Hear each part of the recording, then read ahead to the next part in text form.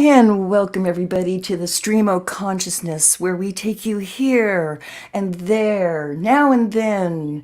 Come on in and we'll start to begin. Hi, Lisa. How are you doing? I'm delightful. How about you? I'm doing really good this afternoon. Good. Yes, here we are in Stream of Consciousness, where whatever comes to mind we might discuss. Although we have a few things set aside just in case, ladies and gentlemen. That's correct. I've got a few things on my plate today. But first, let's Okay, let's hear what you're go. doing. We'll hear what I'm doing. Well, I'm waiting for you to tell about things you have on your plate today. I Oh, will. I will say one thing, just as an appetizer, as a an appetizer. I can't think of another word. I read some of the Meadville Tribune today. It is a weekly or daily paper, and I get back issues of it. And I was kind of appalled over a few things, and we'll come back into that possibly after yeah, you talk about your situation. It yeah. was every page, let me just say, every page had fear mongering and other things. But I'm going to go ahead and just have you hit it. Go. Absolutely. They're doing a lot of fear mongering here as well. Here's the new deal: you now have a 311 call in case you find someone not wearing their masks out in public. This is to alleviate all the fighting that seems to be going on now in grocery stores among basically older women. And I hear most of them have the name Karen. I don't know what it all has to do with this reality, but it seems to have spun its way in. But aside from that, I am more concerned about this 311 call where you can call in on people. Pretty soon it's going to be, oh, she's walking down the street the wrong way. Really? This is the corporate technocracy that I have been talking about forever, Lisa, and it is starting to creep its way into Oregon, and I hope other states catch this at the door. Please don't let this come to your state because it's not cool. I'm absolutely flabbergasted because this mask thing has divided a nation. And I think personally, this will bring me back to the Meadville Tribune. When I was reading through the different pages, it was just all, about Mr. CV, the alleged virus. Mm-hmm. And then I was reading a section called Sound Off, where the readers can write in and kind of do not a very long thing, maybe a one line or couple of sentences. This one woman said, "Please wear a mask. How about if I ask you, pretty please?" And I just feel this is giving people a false sense of security. Let's just, for a minute, I'm going to have to suspend reality and pretend, for the sake of this conversation right now at this portion, that there is as I heard somebody say on the internet the other day, a heat seeking missile type virus floating around looking desperately for a host to dive into and madly take over and cause illness. The mask would not protect a person from such a heat seeking illness, heat seeking missile, because of the alleged size, whatever they are calling a virus. And this gets very deep, and people might wonder, what does she mean, whatever they're calling? Whatever science has decided to call a virus, and there are some different theories to it, it is microscopic to the max. Therefore, any of these, especially homemade cloth masks that everybody feels comfortable when you sort of whip over your face and gallop into the store, anything lounging about in the car, they're not going to stop something of that size, no matter what it is. So, No. those are my And views. and in my recent experience today going to the grocery store, because there's a few items that I cannot have delivered, I saw a wide variety of face covering, from clinical masks to homemade masks to bandanas to, like mine, it's like a scarf, with skulls on it, by the way. But yeah, there's no way these things are going to prevent this so-called virus from staying in your body or keeping it from getting into your body. It's just a ridiculous think I don't know where they're going with this, Lisa. Well, I think I might know where they're going. It seems to me there's always different layers, and we went over that on Stream of Consciousness episode 1. There's different layers to why they, and I like how you called them the whomevers, that was cute, why they do what they do. And I think one of the reasons, in terms of the mask, is some sort of ritual that fulfills their strange religious beliefs. I don't even want to offend religious people by saying religion, but there is an odd, I'm going to have to say religion, I can't think of another word, by what many call the elites. Now, when I first heard this, I thought, this is absolutely the most ridiculous thing I've ever heard in my life. There's no way. It's crazy for anyone to think this. And then as time went on, I thought, I better look into it. And I'm not going to go on and on about it right now, but I will say that there are some aspects of what they do that require some sort of ritual. I don't even know how to say it. Rituals to be carried out. We also have to remember that just because we don't believe something doesn't mean that other people don't believe it. Like, I'm not a Christian, for example. My friend Patty is a Christian. So I understand she might believe something I don't believe. It doesn't, do you know what I'm saying? Oh, absolutely. It's hard for people to fathom that high ranking people that run this country would even consider being involved in, I'll say it, a satanic operation. But I have to remind you all, they sit in Washington, D.C., and that doesn't stand for District of Columbia. It's devil's country. Those people get where they're going by any ways and means and conjuring they can do. And I agree with you. This is more of, I mean, it's like setting this all up in a whole new uniform, period, in the story. Within a few months, here we go. This is just your new way of life. Well, I'm jumping back in. I've gone down paths I never thought I would. And evidently this same cult, I'm just going to call it a cult, I guess, call it a cult, that is behind the governments of the world, like the people that are supposedly elected, from what I can gather, really aren't in charge. And you know what? Sometimes they might even think they are. It's not like everybody's in on stuff. But go ahead. I was going to say, I think you're absolutely spot on there. I think a lot of people walk into a position with good intentions, but they soon realize that they have to appease somebody, whomever that is again, that's a higher ranking person in the shadows. And so most tend to go along with it because they're only given dribs and drabs of why they're really doing something. That reminds me, it seems like every time we do one of these shows, I remember a quote from a former president. There's one by, I think it's Woodrow Wilson. I can go look for it. I'm not kidding. But Okay. it's about like behind something behind the scenes or what have you. I'm going to look for it in a Sure. second. But I wanted to continue along the lines of the ritual and just say that also this group, this cult, this whatever, they go by evidently numerology or gematria, which I'm extremely new to. I think I'm saying gematria correctly, where the different letters equal different numbers, and nines and 11s are important to them and whatnot. And some people have broken down the whole COVID-19 and coronavirus and different things, like the Sage of Quay, for example, has done that. So that's what I'm saying about the rituals. I'll talk extremely quickly right now, and then I'm going to go look while you take over. Another reason why I really do think this, ladies and gentlemen, is when you exhale, of course, you're going to get some moisture, and that's going to gather on your cloth face covering. And that will gather up things, pollen, pollution, bacteria, what have you. And that can make you feel ill. And then you went to get one of these bogus tests. And I still want to get into the test aspect. I don't know if we'll have time tonight.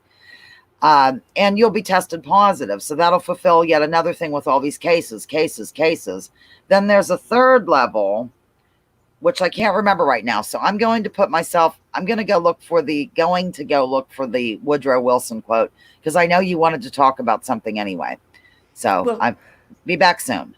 certainly. Yeah. Well, I'll pick it up with our health as well. I think that a lot of our problems go back to our diet. Americans have a terrible diet. Most of us eat poorly, and then we get those symptoms that the doctor will give you pills for to cover things up. And it just keeps riding on and doesn't get down to the solution, which is mostly to change your diet or change your environment. It is so true. Bigger cities have more pollution. They have lower quality water. They have all these stresses, which is another thing to your health. Big, big thing. And that leans to German new medicine, which I'm just going to put out there because it makes perfect sense. When you're stressed out, your immunity goes down. And I think that if everybody was so concerned about this virus and catching it and everything, the first thing they need to do is drop all of those, pizzas and McDonald's that you're eating at least once or twice or 5 times a week. Pick up a salad, make yourself a homemade stew of cabbage and carrots and cauliflower and beans. You get the picture. Cook for yourself more, which you probably have to do right now because there's really no restaurants to go to, at least not in my city. But anyway, also change your daily patterns. Are you sitting down a lot right now? Get up and move around, whether it's doing home projects or just walking around a couple of blocks. It'll do the body a wonder of good. I do it almost every day. I get out and about and move a lot. And then the other thing is to stay mentally alert and mentally stimulated. We don't need to lock ourselves into constant television programs, whether it's exploring something on the internet or reading or going outside and doing something on your own. Learn how to garden. Keep the mind sharp because when you're falling into the couch a lot and just absorbing television, the mind will go numb. They've proven it over and over and over again. You know, and after a period of time, the body adjusts to the lack of mind movement and it affects us as well. So, anyway, these are things that you haven't heard, you know, over and over again, I'm sure, but it's really true. We've got to take care of what we're putting into our bodies. And I think, lastly, if I were to say anything, is spiritually. Whatever your path is, whatever temple you build, I was just talking about that earlier. It's the perfect one for you, but you have to build it. No one else is going to build it for you. And that all comes from within. So always try to find those moments in the day when you're doing just for you, whatever that is. Just staring out the window and thinking, taking a 15-minute nap, reading, stimulating poetry, whatever gets you into a center for yourself. Oh, I think that's excellent. Believe it or not, I found the quote, but it took me forever because I couldn't think of any keywords. Oh, excellent. I'm glad you're back. Okay, now it's pretty small, so bear with me, but here it goes. This is Woodrow Wilson, and keep in mind, if I'm not mistaken, I think he was maybe a 32nd degree Freemason. I could be wrong, don't quote me on that, but here he is. Some of the biggest men in the United States in the field of commerce and manufacture are afraid of somebody, are afraid of something. They know that there is a power somewhere so organized, so subtle, so watchful, so interlocked, so complete, so pervasive that they had better not speak above their breath when they speak in condemnation of it. Boy, that was tiny print. I apologize, but there it is. Wow. Yes. See, we've been told what is coming. They have thought this out that long ago. Well, of course, Wilson, he was the first big total sellout. World War One dude. Oh yeah, he sold us out to the banks in 1913. That's right. Started the war for him in 1914. Yes. Created a lot of commerce from 1918 to 19, what was it, 1920, when they came into prohibition. Oh, and some people even made a lot of money on that prohibition because people went to other things. Well, it started the mafia, basically. It's my understanding. The prohibition. Oh yeah, yeah, yeah. It gave the little man a big foot up. We know well. Our future president Kennedy came from a bootleg family. Yes, but those who think of Q think that the Kennedys were above reproach. I won't get into that. Okay, I just wanted Well, to show you something. uh, Get back to the mask thing. I'm going to flip this up here and show you. This is from the I seized it from the Last American Vagabond, and he seized it from the CDC, if I'm not mistaken. And darn, if the minute count isn't right over the beginning of it, but it's about cloth face coverings, and I'll just cut to the highlighted part. Okay. Will not protect the wearer against airborne transmissible infectious agents due to loose fit and lack of seal or inadequate filtration. There is plenty of information out there, ladies and gentlemen. No, I'm not a Donald Trump supporter. Yes, I am a political atheist. This is why I can see things clearly and be completely frank about, to the best of my knowledge, what I'm seeing. I don't support either one of these. Evidently, if you're against masks, you live for Donald Trump. I promise you that is not the case. Anybody who's known me for more than 10 minutes knows that's not the case. But we have to be honest. People have to be given correct information in order to make an informed decision on whether to wear one or not. And if somebody wants to wear one, that's up to them, but they need to know the dangers and they need to quit calling 311 to report their neighbor. I can't get over that. I am going to go ahead and pause my mic. Darn it. yeah, it's a hard one for me to take right now, and it's just becoming really bizarro here. I mean, beyond upside down, I really feel like, well, I was telling you earlier, talking about touching the other dimension, it's like we're clashing with our parallel universe. And what they didn't want, they kind of threw in ours. That's how I feel like we got the junk. Yes, I think that and like I said, a few years ago, I thought all this jazz was completely insane. I just thought anybody who thinks this way, what are you talking about? A cult might run the world, or whatever, and they do practice a strange religion. Even Chris Hedges, who nobody would really call a conspiracy theorist, he's a Pulitzer Prize winner, who was covered the war zones and so forth for the New York Times. In fact, left the New York Times because he was being too honest about one of Afghanistan. I can't remember which one. There's so many of them, but he even said that there are strange practices of the elite. He didn't get into total details, but there's strange stuff going on there, bloodline families and all the stuff that I thought was so crazy.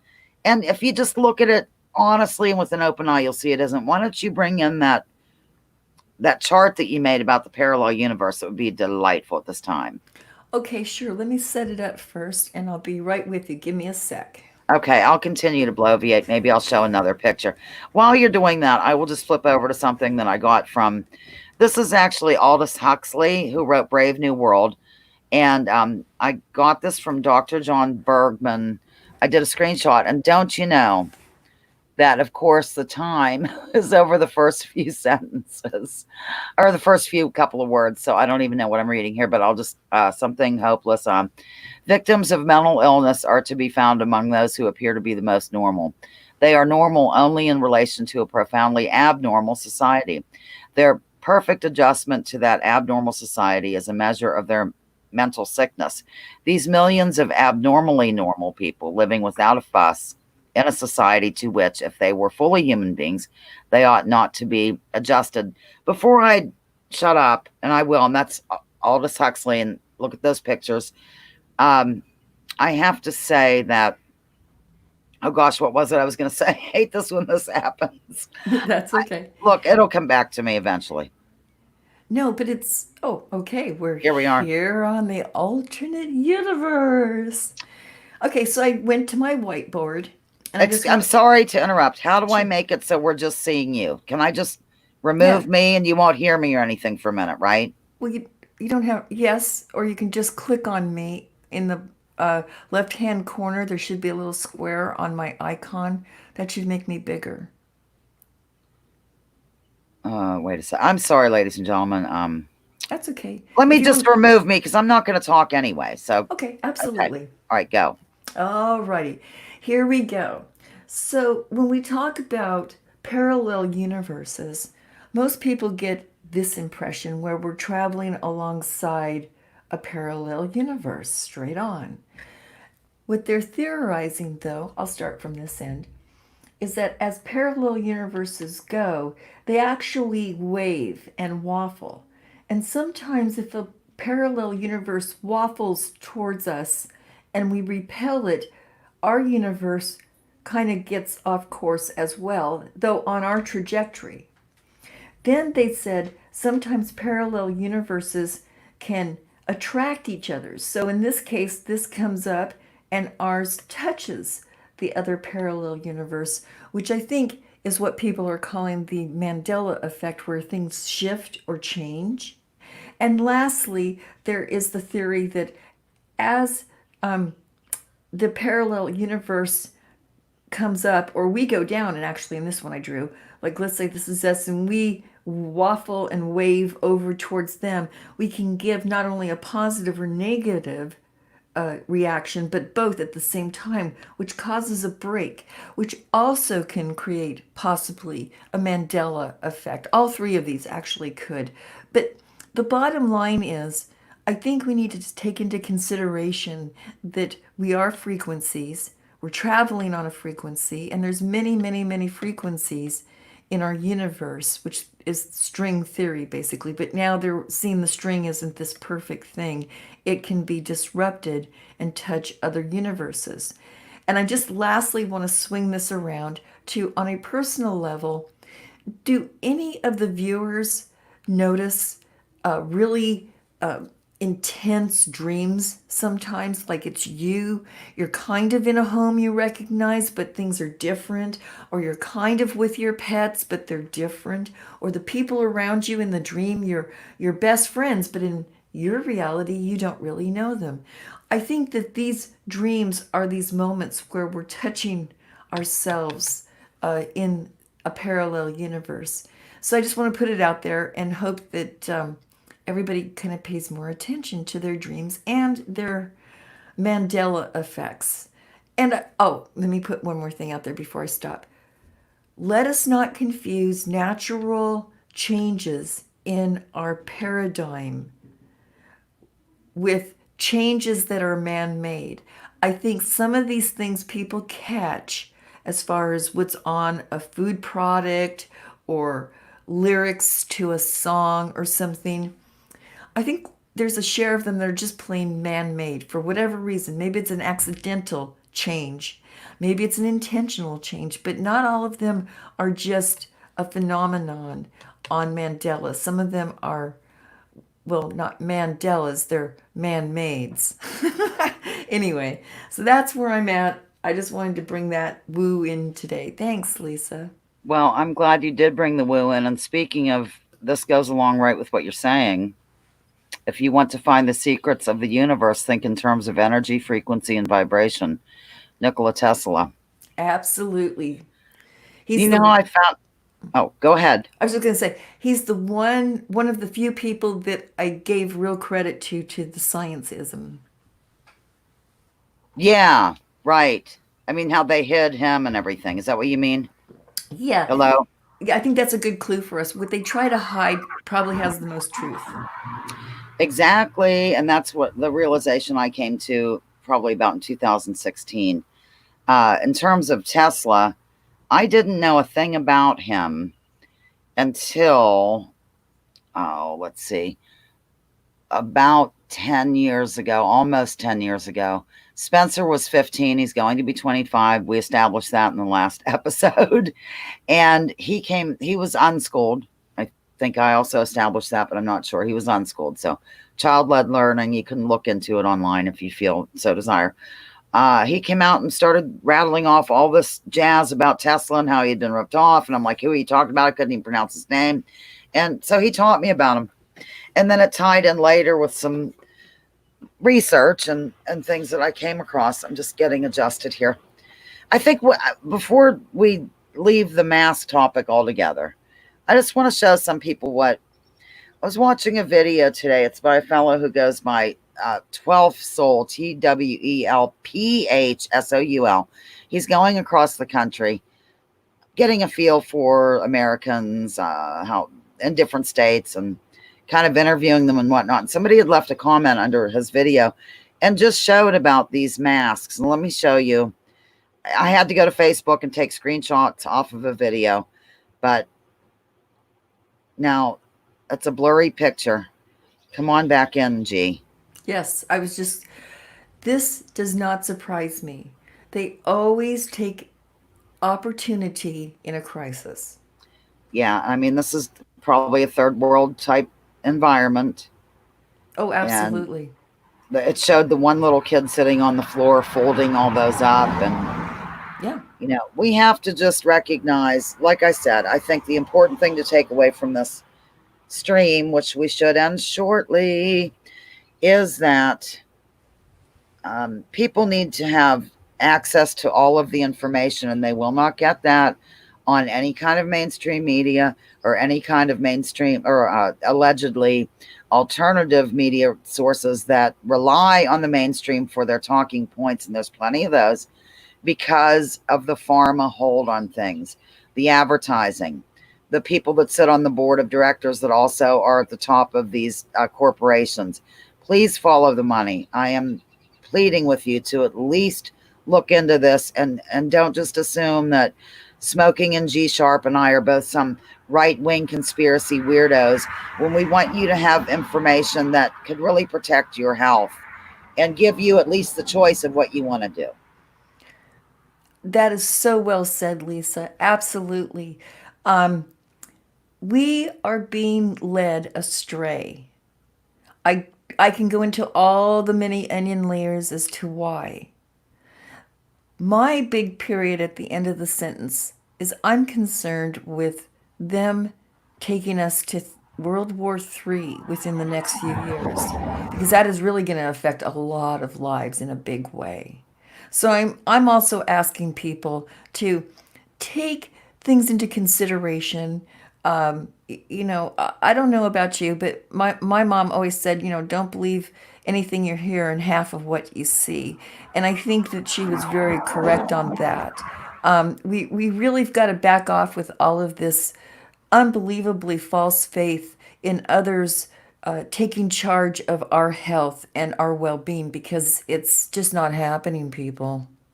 That's true. That reminds me of something that a Dr. Andrew Kaufman, I highly suggest looking into him, looking at his YouTube channel and his website. His YouTube is just Andrew Kaufman, and he has the exosome theory. But he mentioned something right along those lines that I'm sorry about the road noise, that we've been brought up or brought into this idea of looking to someone to fix us. Let's look at a man in a lab coat to fix us, Yep. and not really taking responsibility. But we're on 29 minutes now, and I thought that perhaps if you'd like to say your final words, and I'll say my final words, and then we'll take us out of here. Okay. Well, like I said, I just, hope everyone stays well and, think for yourself.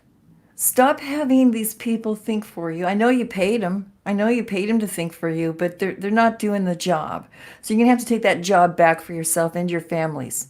And I want you to be the rock inside of your circle, and I want you to be the water outside of your circle, gently, but yet ever so washing over the bigger rocks that we need to overcome. So in the meantime, I guess I'm going to tell y'all to stay frosty. And don't clutch pearls.